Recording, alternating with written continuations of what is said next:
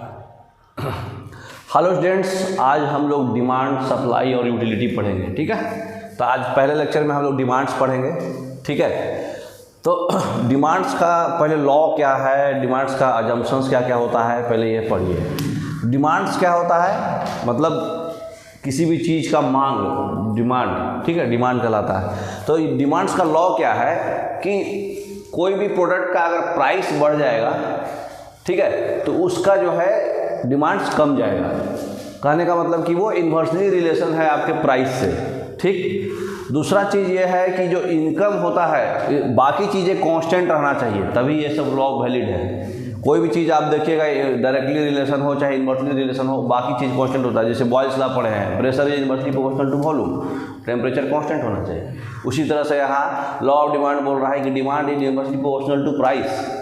ठीक है, लेकिन बाकी चीज़ें क्या क्या कांस्टेंट होना चाहिए, इनकम ऑफ द कंज्यूमर अगर नहीं कांस्टेंट रखिएगा तो आप प्राइस बढ़ेगा भी, तभी भी उसका डिमांड नहीं कमेगा। पैसा ज़्यादा है, जैसे इंस्टीट्यूट है, उसका प्राइस 2 लाख कर दिया, पहले 1 लाख था, अब आदमी का इनकम भी बढ़ रहा है तो पढ़ाएगा वो बच्चे को, है ना। तो इनकम को कांस्टेंट रखना है। ठीक, फिर जो भी इससे रिलेटेड गुड्स है उसका प्राइस कांस्टेंट रखना है। कहने का मतलब जैसे मान लीजिए एक इंस्टीट्यूट वाला जो है खोल दिया, वो अपना प्राइस जो है 2 लाख कर दिया, लेकिन दूसरा इंस्टीट्यूट वाला 1 लाख चला के रखा है, तो वो अगर 1 ही लाख है तो फिर उसका डिमांड तो बढ़ ही जाएगा। तो उससे रिलेटेड जो भी गुड्स है, अब जैसे मान लीजिए आम है, ये दुकानदार आम जो है 60 रुपये कर दिया, लेकिन बाकी दुकानदार 85 रुपये किए हुए हैं, तो फिर डिमांड बढ़े रहेगा, है ना। तो उससे रिलेटेड जो भी प्राइस है, मतलब गुड्स है, उसका भी प्राइस जो है कांस्टेंट होना चाहिए। ठीक, उसके बाद टेस्ट परफॉर्मेंस, उसका परफॉर्मेंस अच्छा होना चाहिए। अब जैसे मान लीजिए सेब है, वो मीठा है, तो मीठा है तो अगर वो मान लीजिए खट्टा रहेगा तो कितना भी प्राइस कर दो तुम्हारा डिमांड नहीं, मतलब फ़र्क पड़ने वाला है, नहीं लोग लेगा। तो टेस्ट, उसके बाद प्रीफरेंस, टेस्ट प्रेफरेंस होना चाहिए, है ना, मतलब वो आदमी को सूटेबल होना चाहिए, तो वो भी कांस्टेंट रखना है। क्लाइमेट, अब मान लीजिए कोई आदमी को अचानक से छाता का प्रोडक्शन कर, छाता का हम लोग डिस्कशन कर रहे हैं, मान लीजिए रेनकोट का, तो अगर क्लाइमेट वेरिएशन क्लाइमेट पे डिपेंड करेगा वो, तो अब उसको गर्मी में उसका पैसा बढ़ा दीजिए, कुछ भी कीजिए, कोई नहीं खरीदेगा। तो क्लाइमेट पे डिपेंड करेगा, और पॉपुलेशन पे, वहाँ का पॉपुलेशन अगर अचानक से ड्रेस्टिक इंक्रीज कर गया तो आप बढ़ाइएगा, तभी भी कुछ ना कुछ तो खरीदेगा ही। तो ये सब चीज़ें आपको कांस्टेंट रखना है। ठीक है, टेस्ट प्रेफरेंस, टेस्ट और वहाँ के लोगों का प्रेफरेंस क्या है, प्रेफरेंस, क्लाइमेट, पॉपुलेशन, जो रिलेटेड गुड्स है उसका प्राइस और इनकम, ये इतना चीज़ अजम्पशन किया हुआ है लॉ ऑफ डिमांड में। तब जो है डिमांड जो है प्राइस के इन्वर्सली है, प्राइस बढ़ाइएगा तो डिमांड घट जाएगा। तो ये कौन, ये जितना भी अजम्पशन दिया है ये कौन है, सिट्रस पेरिबस, सिट्रस पेरिबस कहलाता है सारा अजम्पशन को। ये एग्जाम में बार बार आता है, इसलिए बोल रहे हैं। ये जो जितना भी अजम्पशन है, इनकम, रिलेटेड गुड्स का प्राइस, टेस्ट, प्रेफरेंस, क्लाइमेट और पॉपुलेशन, इतना ही है, ये आपको याद रखना है। ठीक है, तो ये अजम्पशंस जो है सिट्रस पेरिबस कहलाता है। ठीक है, समझ गए। नेक्स्ट 2019 में आया था ये सिट्रस पेरिबस, CDS के एग्जाम में। तो डिमांड जो है, अभी हम बताए कि प्राइस बढ़ेगा तो डिमांड कम जाएगा, तो प्राइस कमेगा तो डिमांड बढ़ जाएगा, है ना। और दूसरा चीज़ अभी पढ़े कि हम लोग income of the consumers constant होना चाहिए, सब्स्टिट्यूट गुड्स जो, तो अभी हम पढ़े कि income of the consumer constant होना चाहिए, सब्स्टिट्यूट गुड्स जो है कांस्टेंट होना चाहिए, मतलब इसके बदले में जो सब्स्टिट्यूट गुड्स होता है वो कांस्टेंट होना चाहिए। अगर नहीं रहा तो चाय के बदले कॉफ़ी मिल काम चला लेगा, पेट्रोल के बदले डीजल से काम चला लेगा, बनाना के बदले मैंगो से काम चला लेगा, है ना। तो ये कांस्टेंट होना चाहिए। मतलब डिमांड का रीजन्स क्या है, प्राइस बढ़ने से डिमांड क्यों कम जाता है, क्योंकि हमारा दूसरा गुड्स है, सब्स्टिट्यूट गुड्स है, हम दूसरा यूज कर लेंगे। अच्छा, एक होता है law of diminishing marginal utility. ये आप जब यूटिलिटी पढ़ाएंगे तब आपको समझ में आएगा कि मार्जिनल यूटिलिटी जो है कम होने की वजह से प्राइस बढ़ाने से डिमांड कम हो जाता है। ये आप खाली मतलब समझ के रखिए कि कंज्यूमर्स के इनकम पे डिपेंड करता है, सब्स्टिट्यूट गुड्स पे डिपेंड करता है, और मैंने मार्जिनल यूटिलिटी डिमिनिश हो जाएगा, उससे भी प्राइस बढ़ाने पे डिमांड कम जाता है। तो ये 3 कारण है डिमांड का, कि जो डिमांड का लॉ दिया गया है। ठीक, यहाँ समझाए हुए है कि प्राइस अगर पहले 10 रुपये था तो 100 डिमांड क्वांटिटी था, अगर हम प्राइस को 20 रुपये कर दिए तो डिमांड का क्वांटिटी कम गया, और बढ़ाए तो और थोड़ा कम गया। ये एग्जांपल ऐसे समझाए हुए हैं। ठीक है, नेक्स्ट, तो खाली इतना याद रखना है, प्राइस बढ़ने से डिमांड कम जाता है। अब देखिए इसको ग्राफ में प्लॉट किया गया यूनिट और प्राइस को, तो प्राइस बढ़ रहा है तो डिमांड क्या हो रहा है, पहले देखिए प्राइस कम था डिमांड ज़्यादा था, प्राइस बढ़ गया डिमांड कम गया, तो इसका ग्राफ कैसे आएगा, डाउनवर्ड। तो इसको बोलते हैं डिमांड कर्व। तो क्वांटिटी वर्सेस प्राइस, चाहे यूनिट वर्सेस प्राइस का हम ग्राफ बनाएंगे तो कैसा आएगा, डाउनवर्ड। तो ये आपको ध्यान रखना है कि डिमांड कर्व डाउनवर्ड होता है। एग्जांपल से आपको समझाए हुए हैं, वही 10, 100, 20, 90 को प्लॉट करके दिखाए हुए हैं कि डिमांड जो है नीचे की, अगर हम राइटवर्ड जा रहे हैं तो डाउनवर्ड होते जा रहा है ना। तो ये समझ गए। नेक्स्ट, तो इससे हमको इतना खाली पता चला कि प्राइस बढ़ाने से डिमांड कम जाता है, ये लॉ ऑफ डिमांड है। ठीक है, नेक्स्ट,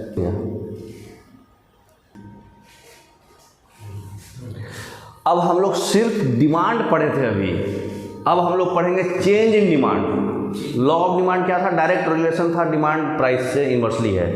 अब हम लोग पढ़ेंगे चेंज इन डिमांड में क्या है। तो चेंज इन डिमांड जो होगा उसका हम प्लॉट, जैसे यूनिट मतलब आप क्वांटिटी और प्राइस का बनाए थे ग्राफ, ऐसे बनाया था ना, डाउनवर्ड पढ़े ना अभी। तो क्वांटिटी और तो चेंज इन क्या हुआ, यहाँ से अगर ये ए और बी पॉइंट से अगर हम कंसीडर करते हैं चेंज इन, तो चेंज कैसा हो रहा है, डाउनवर्ड मूवमेंट हो रहा है कि नहीं, मतलब पहले ज़्यादा था बाद में कम रहा है। तो इसको डिक्रीजिंग चेंज नहीं बोलेंगे, क्योंकि ये सेम ग्राफ पे बात हो रही है। तो कोई चीज़ को अगर आप ये स्टिक है, इसको आप डिक्रीजिंग की वजह से खींचेंगे, मतलब तो ये क्या हो रहा है, पहले से कम जा रहा है, मतलब कॉन्ट्रैक्ट हो रहा है, मतलब हमें इसको दब रहा है। कहने का मतलब कि ए से बी गए तो यहाँ ए से बी गए तो ये क्या हो रहा है, घट रहा है, तो इसको डाउनवर्ड मूवमेंट बोलेंगे, डिक्रीजिंग नहीं। डिक्रीजिंग कब बोलते हैं, जब ग्राफ ऐसे था तो ऐसे आएगा तो डिक्रीजिंग होगा।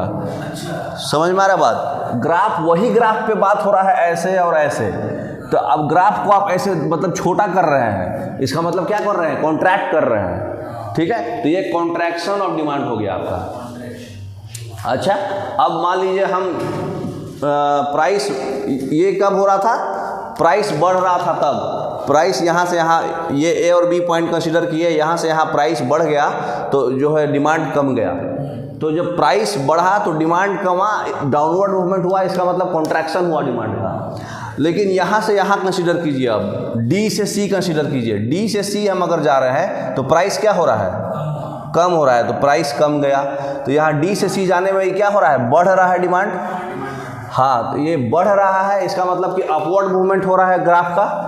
तो अपवर्ड मूवमेंट हो रहा है, इसका मतलब कि क्या हो रहा है, ये एक्सपेंशन हो रहा है। तो यहाँ इंक्रीजिंग डिक्रीजिंग नहीं बोलते हैं कभी भी। जब चेंज इन डिमांड का बात आएगा तो इंक्रीजिंग डिक्रीजिंग नहीं होगा।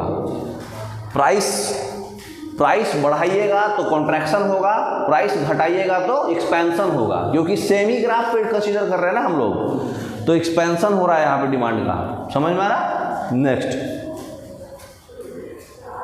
तो इसको हम लोग कैसे शॉर्टकट में लिख सकते हैं, प्राइस अगर हम इंक्रीज, प्राइस और चेंज इन डिमांड में प्राइस पे अगर ग्राफ फॉलो करते हैं तो मूवमेंट जो है सेम डिमांड कर्व पे चलता है। ठीक, movement along the same demand curve होगा, और प्राइस जो होगा हम बढ़ाएंगे तो कॉन्ट्रैक्शन ऑफ डिमांड होगा, और प्राइस अगर घटाएंगे तो एक्सपेंशन ऑफ डिमांड होगा। याद रखिएगा, एग्जाम में इंक्रीज डिक्रीज भी ऑप्शन आएगा, अगर वो मारेंगे तो गलत होगा। तो कभी भी चेंज इन डिमांड पढ़ना है, चेंज इन डिमांड पूछा है कि डिमांड पूछा है, डिमांड प्राइस के इन्वर्सली है, लेकिन चेंज इन डिमांड में अगर प्राइस है तो आपका कॉन्ट्रैक्शन और एक्सपेंशन होता है। अगर बढ़ाइएगा तो कॉन्ट्रैक्शन होगा, और घटाइएगा तो एक्सपेंशन होगा। समझ रहे। नेक्स्ट,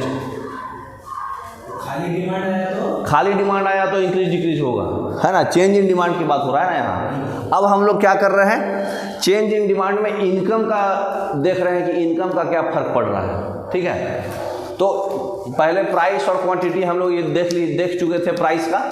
अब हम आगे प्राइस के बाद जो है इनकम नया ले लिए और इनकम नया ले। एक आदमी का इनकम जो है 50,000 है और एक आदमी का इनकम है 10,000, मतलब पहले इनकम था 50,000, मतलब ज़्यादा इनकम 55,000 कर लिए।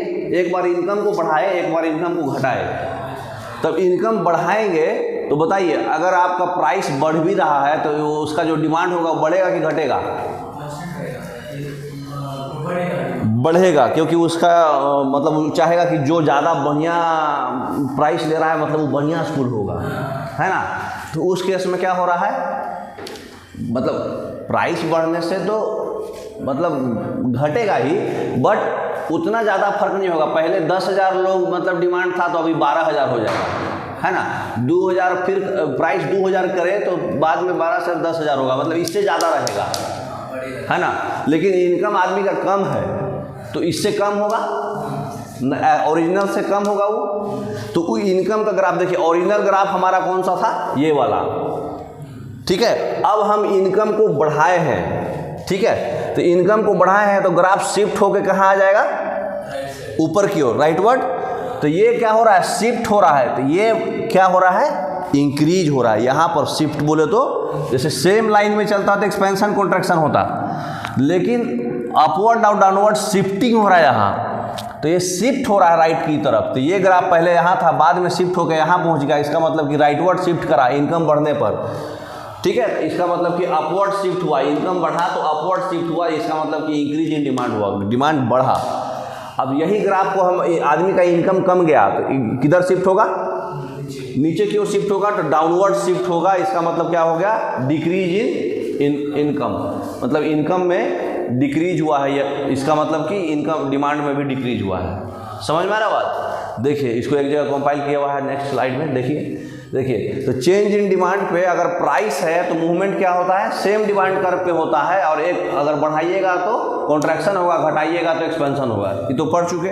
अच्छा, बाकी अदर फैक्टर्स अगर हम लोग यू लेते हैं, अदर फैक्टर्स में यही होगा, इनकम, बाकी जो भी कांस्टेंट आप रखे थे एजम्पशन में, वो सारा फैक्टर्स को आप चेंज करके देखिएगा, शिफ्ट कितना होगा। वो जगह डिमांड मतलब इंक्रीज होगा और डिक्रीज होगा। मतलब अगर अपवर्ड मतलब बढ़ाइएगा, हाँ, प्राइस के अलावा बाकी चीज़ में कुछ भी कीजिएगा तो वहाँ कॉन्ट्रैक्शन और एक्सपेंशन नहीं होगा, वहाँ पे इंक्रीज और डिक्रीज होगा। और वो डायरेक्टली होगा, इन्वर्सली नहीं। यहाँ तो उल्टा था ना, हाँ, यहाँ पे डायरेक्टली होगा। मतलब राइटवर्ड शिफ्ट होगा तो इंक्रीज इन डिमांड होगा, लेफ्टवर्ड शिफ्ट होगा तो डिक्रीज इन डिमांड होगा। समझ में आ रहा है बात। हाँ, नेक्स्ट। अब देखिए कुछ कुछ एक्सेप्शन भी है लॉ ऑफ डिमांड में। लॉ ऑफ डिमांड में एक्सेप्शन क्या है, कुछ चीज़ ऐसा होता है जिसका तुम कुछ भी कर दो, प्राइस बढ़ा दो, फिर भी डिमांड कमने वाला नहीं है। अब जैसे नमक है, कुछ भी कर दो आदमी मरेगा थोड़ी, खाएगा ना। तो बेसिक गुड्स जैसे नमक, जो बेसिक गुड्स होता है, हाँ, बेसिक गुड्स में आपको फर्क नहीं पड़ेगा, लॉ ऑफ डिमांड फॉलो नहीं करेगा। प्राइस बढ़ाने पर डिमांड कमना ये नहीं होगा बेसिक गुड्स में।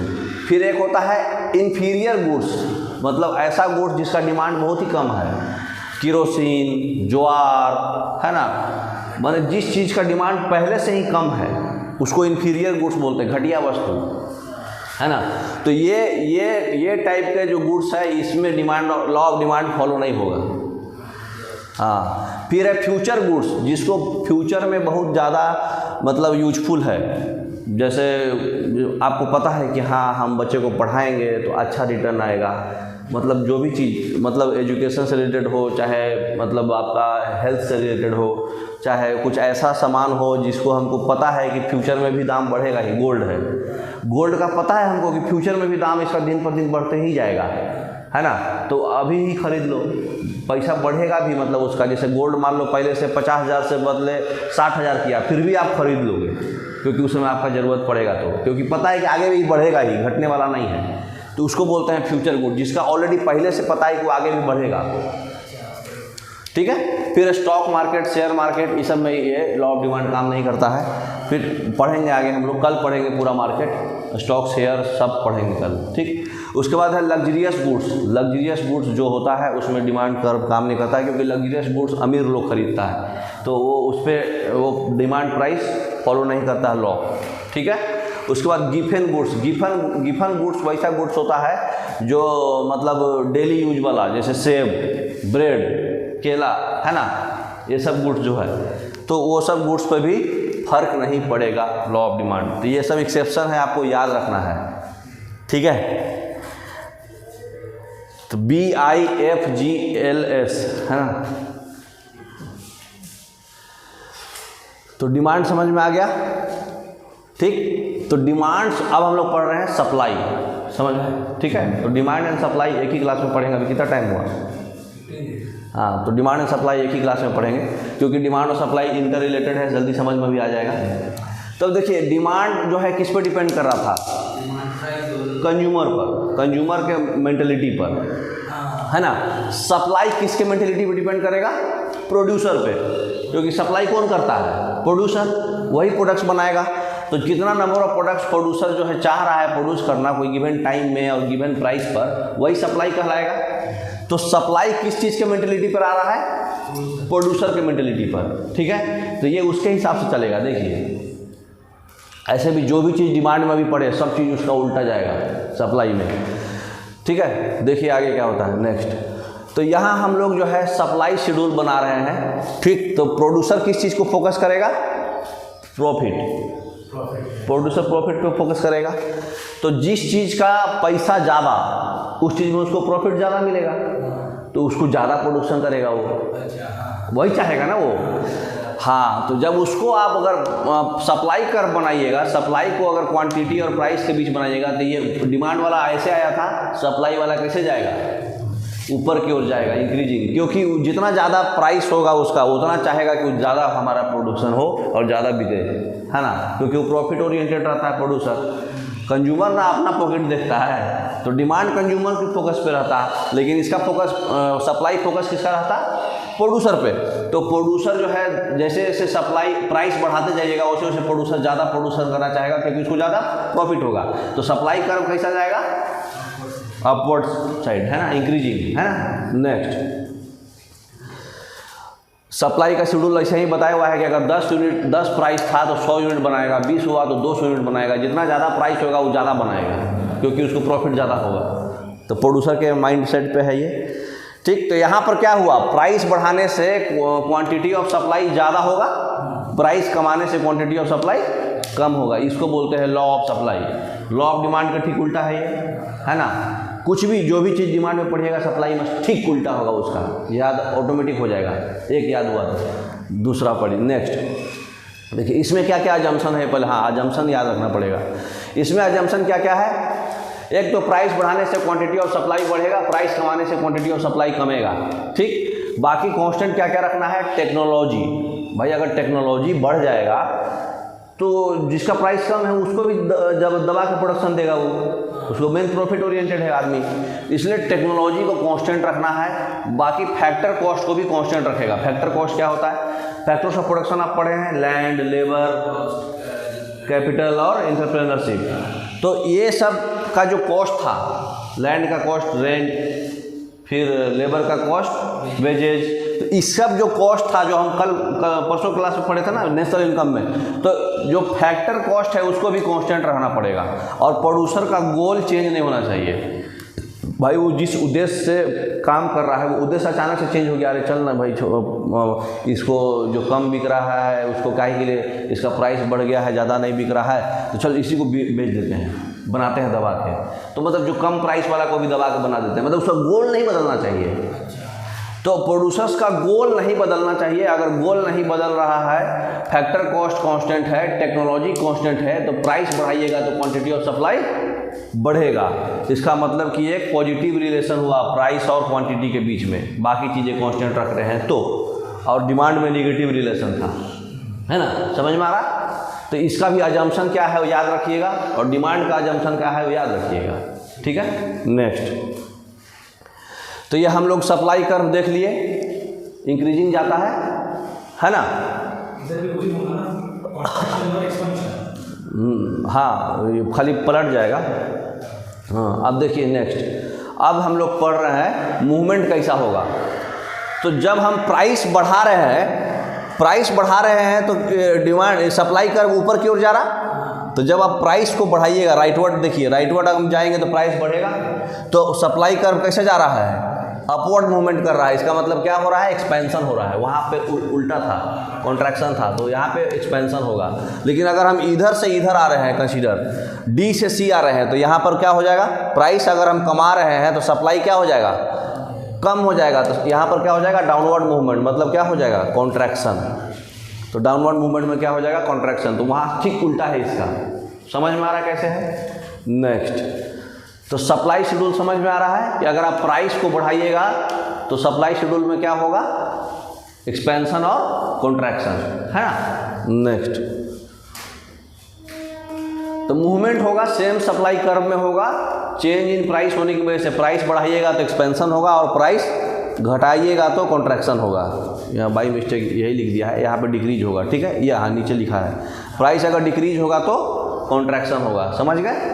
ये ग्राफ है, ये ग्राफ में देखिए पहले वाले में क्या हो रहा है, एक्सपेंशन, दूसरे वाले में कॉन्ट्रैक्शन, ठीक है, समझ में आ रहा। नेक्स्ट, अब हम यहाँ पे बाकी चीज़ें पढ़ रहे हैं, ठीक है। अगर सप्लाई और डिमांड को हम एक ही प्लॉट में प्लॉट करें, यहाँ देखिए ये कौन सा कर्व है, डिमांड कर्व, और ये कौन सा कर्व है, इंक्रीजिंग वाला, मतलब ज़रूरी नहीं है कि एकदम कांस्टेंट स्लोप का जाए, ये सप्लाई कर्व है। दोनों कर्व जहाँ पे कटेगा, दोनों कर्व जहाँ पे कटेगा उसको बोलते हैं इक्विलिब्रियम। तो इक्विलिब्रियम लोकेशन पे demand is equal to supply होगा। जैसे एग्जांपल दिया ये प्राइस और क्वांटिटी, यहाँ प्राइस सप्लाई का और यहाँ डिमांड का। तो डिमांड में देखिए धीरे धीरे बढ़ाते गया तो क्वांटिटी क्या है, 1000 से 900 800 कम गया। अब यहाँ देखिए प्राइस सबसे ज़्यादा वाला में सबसे ज़्यादा क्वांटिटी है, कम वाले में कमेगा और कमेगा 30 पे 800। लेकिन ऐसा कंडीशन आया, देखिए यहाँ 30 पे यहाँ 800 है और यहाँ 30 पे 800 है, सेम है। प्राइस 30 था, यहाँ भी प्राइस 30 था, यहाँ 800 यहाँ 800, ऐसा कोइंसिडेंस आएगा, ऐसा कोइंसिडेंस हो सकता है ना। तो जिस समय इसको बोलते हैं कंज्यूमर इक्विलिब्रियम। तो जिस समय जिस प्राइस पे, यहाँ पे प्राइस 30 है, मतलब एग्जांपल के लिए बता रहे हैं आपको, तो 800 है, सॉरी, ठीक है, तो 600 700 800, ये जहाँ पे कट आए क्या है 800, यहाँ क्या है क्वांटिटी 30 है।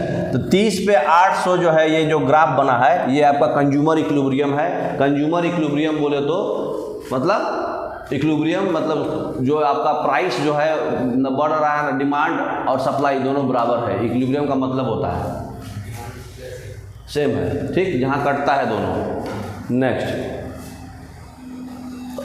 तो यहाँ पर क्या होगा, प्रोड्यूसर जितना सप्लाई करेगा उतना ही जो है कंज्यूमर डिमांड करेगा, है ना। तो दोनों का इक्विलिब्रियम है, मतलब demand equal to supply, consumer equilibrium, है ना। नेक्स्ट, अब हम लोग को पढ़ना है इक्विलिब्रियम के कंडीशन को। अब थोड़ा सा पढ़ रहे हैं। इक्विलिब्रियम में भी हम लोग क्या किए, डिमांड को बढ़ा दिए तो सप्लाई भी ऑटोमेटिक बढ़ गया। डिमांड बढ़ा है, सप्लाई भी बढ़ गया है। मतलब कहने का मतलब कि अगर इक्विलिब्रियम कंडीशन यहाँ पे हमारा फॉलो हुआ था, ठीक है, यहाँ पे दोनों कर्व कटा था, ठीक है, अगली बार क्या किए, यहाँ पे कट करवाए, डिमांड को थोड़ा सा बढ़ा दिए, यहाँ से क्या कर दिए, हाँ, यहाँ से यहाँ कर दिए, तो सप्लाई कर्व को वैसा ही सेम ले गए, लेकिन डिमांड को थोड़ा सा हम बढ़ा दिए ऊपर, तो आपका प्राइस थोड़ा सा आगे की ओर शिफ्ट करा, मतलब और ज़्यादा पे होगा, कट होगा वो। तो अगर डिमांड को बढ़ाइएगा तो प्राइस जो है इंक्रीज हो जाएगा इक्विलिब्रियम में, इक्विलिब्रियम प्राइस इंक्रीज हो जाएगा। और डिमांड को कमा दीजिएगा, अगर मान लीजिए यहाँ के बदले हम यहाँ कर दिए तो यहाँ पर आपका क्या हो जाएगा, प्राइस, ये मेन इक्विलिब्रियम था यहाँ वाला, यहाँ से प्राइस क्या हो गया, कम गया इक्विलिब्रियम प्राइस। और अगर डिमांड को बढ़ा दिए तो यहाँ इक्विलिब्रियम प्राइस क्या हो गया, बढ़ गया। तो अगर डिमांड नॉर्मल हमारा यहाँ था, उसको अगर हम बढ़ा देंगे यहाँ, तो इक्विलिब्रियम प्राइस जो हमारा यहाँ पे कट हो रहा था वो कहाँ पे कट होगा, यहाँ पे। तो यहाँ से यहाँ शिफ्ट हो गया, मतलब बढ़ गया। और वही अगर नॉर्मल डिमांड यहाँ था, अगर हम कमा के यहाँ पे कर देंगे तो हमारा इक्विलिब्रियम प्राइस लेफ्टवर्ड शिफ्ट हो जाएगा। तो कभी भी इक्विलिब्रियम जो है किधर की ओर शिफ्ट होगा, अगर डिमांड बढ़ेगा तो प्राइस में बढ़ोतरी हो जाएगा और डिमांड कमेगा तो प्राइस में घट जाएगा। कौन सा प्राइस, इक्विलिब्रियम प्राइस, है ना। नेक्स्ट, तो ये समझ गए, वही ग्राफ बताए हुए हैं। नेक्स्ट, समझ गए हैं। नेक्स्ट, अब एक चीज़ होता है कंज्यूमर सरप्लस। कंज्यूमर सरप्लस क्या है, आप मन में बना के गए कि हमको 100 रुपये की घड़ी खरीदना है, 100 रुपये का घड़ी खरीदना है, लेकिन वहाँ पर क्या हुआ, बोले कि भाई हमको 100 रुपये तक घड़ी दिखाइए। तो दुकानदार बोला सर ये देखिए नया ऑफ़र में माल आया है, 1000 रुपये इसका दाम है, लेकिन 99% इसमें अभी डिस्काउंट चल रहा है, ये 10 ही रुपये का है। खुश हो जाएगा कंज्यूमर, खुश होकर के 100 रुपये का माइंड सेट करके गया था, लेकिन उसको 10 रुपये में मिल गया, तो उसको 90 रुपये का क्या हुआ, बचत हो गया, सेविंग हो गया। तो ये जो जितना वो एक्सपेक्टेड प्राइस था और जितना एक्चुअल प्राइस पेमेंट किया 10 रुपया, दोनों का जो डिफरेंस आया 90 रुपये, यही है आपका कंज्यूमर सरप्लस। ठीक है, तो कंज्यूमर सरप्लस क्या होता है, expected payment minus actual payment. जैसे 10 रुपया कंज्यूमर इसका होगा, मतलब जो भी डिस्काउंट दिया 1000 रुपये का 99% डिस्काउंट होगा, तो मतलब समझ में आ रहा है बात। आप एक्चुअल जितना पेमेंट किए और जितना आप एक्सपेक्ट, मैंने 100 रुपये एक्सपेक्ट किए थे, लेकिन मान लीजिए 10 रुपये आप मतलब पेमेंट किए, डिस्काउंट 1000 रुपये के बाद 99% डिस्काउंट के बाद 10 रुपये पेमेंट किए, तो 100 माइनस 10 बराबर 90 रुपये आपका कंज्यूमर सरप्लस हो गया, मतलब सरप्लस हो गया, हमारे एक्सपेक्टेशन से ज़्यादा हो गया होगा, है ना। नेक्स्ट, अब एक चीज़ होता है, नहीं सरप्लस मतलब अगला डेफिसिट हो जाएगा, उसी का उल्टा है, तो समझाने का ज़रूरत नहीं है। नेक्स्ट, अच्छा उसके पहले एक और चीज़ देख लीजिए, कंज्यूमर सरप्लस के पहले एक होता है प्रोड्यूसर सरप्लस।